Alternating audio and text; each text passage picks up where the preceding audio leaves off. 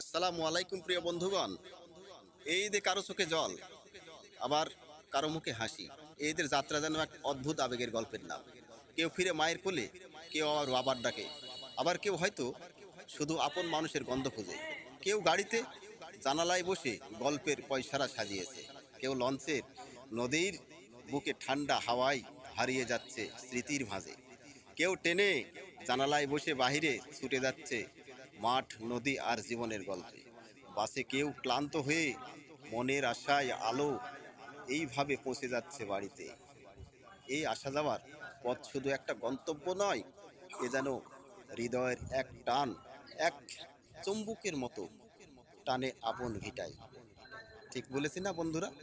Jam, কষ্ট, ঘাম সব যেন মায়ার আবরণে ঢাকা পড়ে যায়। সবার যাত্রা শুভ হোক। ফি আমানিল্লাহ। ভালো থাকবেন বন্ধুগণ।